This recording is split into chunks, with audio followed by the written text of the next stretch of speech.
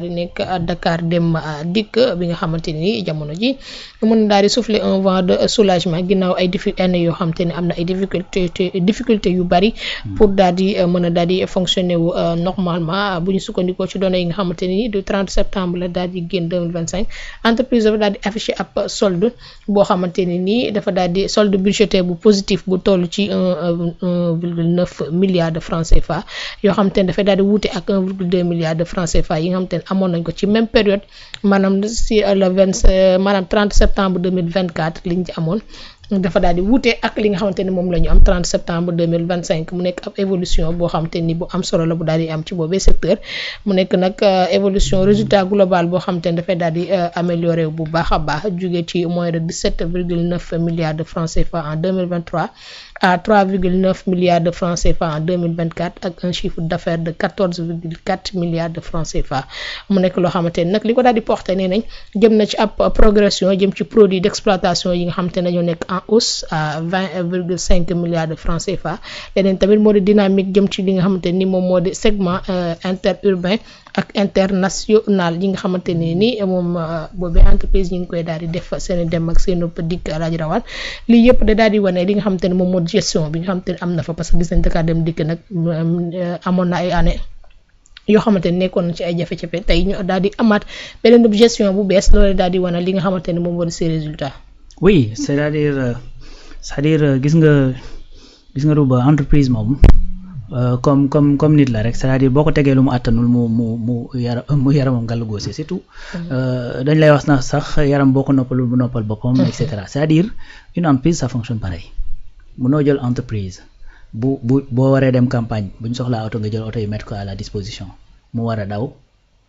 la mu war a am du ko am muy benn buñ ne nii nga jël ca kees ba dem dugal ca politique ba parce que tout simplement c'est-à-dire pour être DG il faut être un homme politique et pour rester DG il faut gagner li nga xamante ne mooy sa base loolu moo fi amoon pour nga nekk ministre wala DG c'est-à-dire da ngay politique à outrance non seulement da ngay politique à outrance mais également bis boo fekkee ni da ngaa ñàkk la nga xamante ne mooy sa gox amee nañ lay débarquer qu'est-ce que tu vas faire yoroo ay moyens amuleen parti buy cotiser c'est-à-dire patriotisme bi nekk fi et cetera ce que tu vas faire mooy tu vas puiser ci li nga xamante ne moo la gën a jege c'est tout et c'est comme ça que ça se passait moo tax li may wax nii li koy prouver mooy combien de rapports ngay dégg rapport par ci rapport par là rapport par là-bas deniers publics détourné fële détournement d'objectifs ainsi de suite c'est-à-dire c'est comme ça qu'on gérait les sociétés nationales Dakar Dem Dikk am problème Poste am problème Sonacos am problème lu ma koy tuddee ci Air Sénégal am problème AIBD am problème toutes les sociétés nationales c'est les mêmes problèmes ngay retrouver mooy lan duñu rentable pléthore d'employés ay détournements yu dul jeex ay salaires yoo xamante ni kenn xamul c'est-à-dire l'essentiel mooy nit ñi nañuy xëy di wàcc weer dee ñuy fayeeku seen salaire point barre li ci des lijjantiwuñ ko c'est comme ça qu'on gère ce pays maintenant nag su fekkee ne yow da nga ñëw première chose bi ngay régler mooy fexe ba nga xamante ne alal yi dugg ci société bi mu dem ci biir société bi c'est-à-dire déjà da ngay régler lu bare quand le premier ministre a dit fii Pastef ku fi détourné deniers publics ci kaso bi nga jëm c'est-à-dire loolu c'est un message qui est très clair bien sûr et on attend parce que léegi nii nga commencé gis rapport yi génn commencer di concerner la gestion de Pastef donc loolu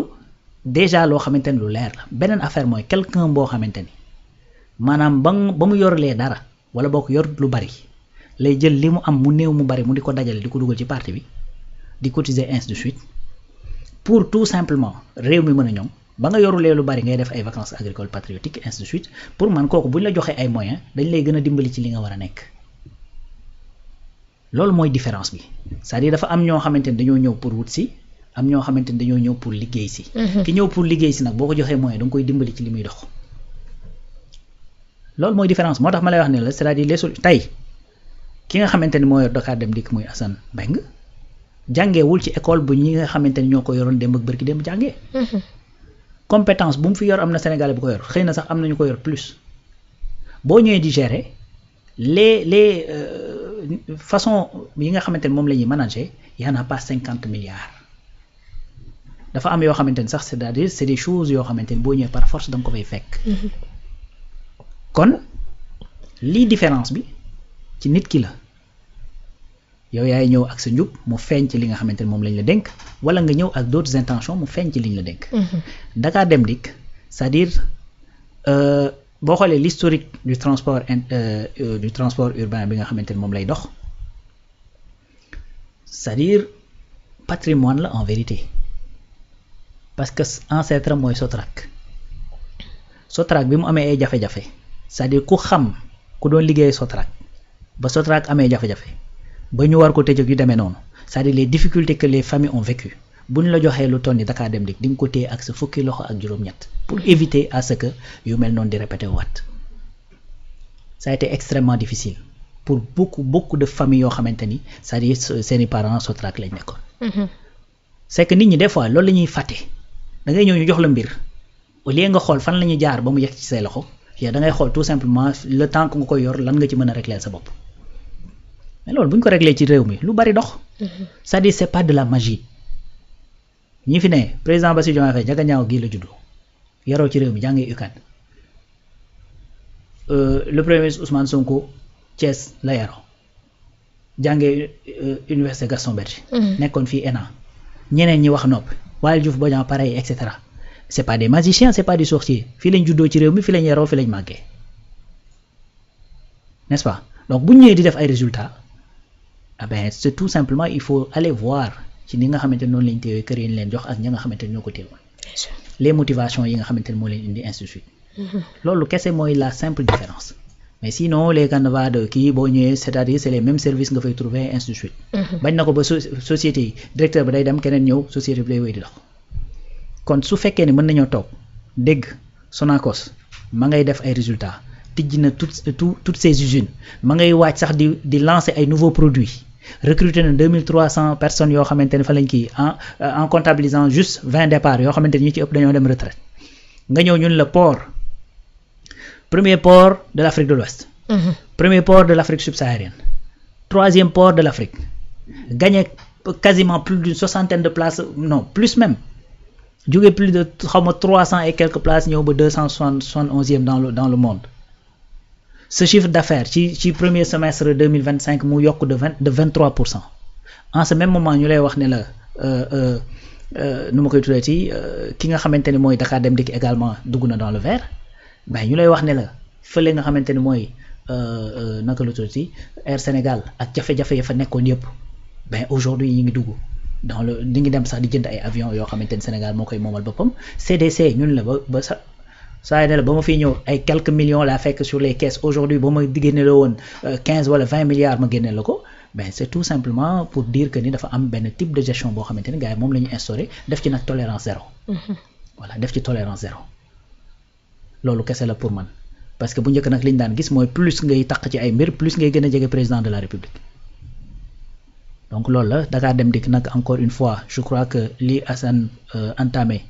C'est un travail boo xamante ne il faut nga kii ko première chose mooy l'aspect communicationnel marketing jël bus yi changer les couleurs def ko aux couleurs du Sénégal loolu day tax Sénégalais bi gën ci gis boppam jàpp ne lii moomeelu boppam la yëfam la du Macky ko fi def wala Ablaye Wade ko fi def parce que Ablaye Wade c'était des jaunes bleus du Ablaye Wade moo ko fi def du Macky ko fi def réew mee ko fi def pour doomi waa réew mi donc loolu sur le plan communicationnel sur le plan psychologie sociale c'est-à-dire dafay am impact bu am solo beneen affaire mooy également di wéy di amal li nga xamante ni mooy voyage yi ci région yi ci heure yi nga xamante ni moom la war a dem effectivement avec le confort qu'il y a mais nit ñi dañ koy jël parce que Sénégal bëgg na lu baax tey su fekkee damay dem fii di dem di xëccoo ay gëla wala di xëccoo ay kii c'est parce que dama amul beneen offre à côté mais su ma amee offre bu baax dama ko fay bàyyi dem coow li amoon Ziguinchor fii ci bisu Ourey Thiam yeeg gars yi mais loolu moo ko waral parce que Sénégal yi dañoo gis bus yi ne mais lii du fi nekk même su fekkee damay fay plus dama fay dem parce que y a ma sécurité et y a mon confort loolu nag boo ko defee tout simplement boole ko une gestion qui est vertueuse man jàpp naa ne mënoo def lu dul def ay résultats comme yii nii ñu nekk di dégg et que su fekkee ni vraiment wàcc ñu yoon bi ben ce sera que bénéfique pour le Sénégal et puis ben yeneen sociétés yi nga xamante ne xëy na dégguñu seeni résultats yu demee noonu nañuy jéem a tout simplement roy ci loolu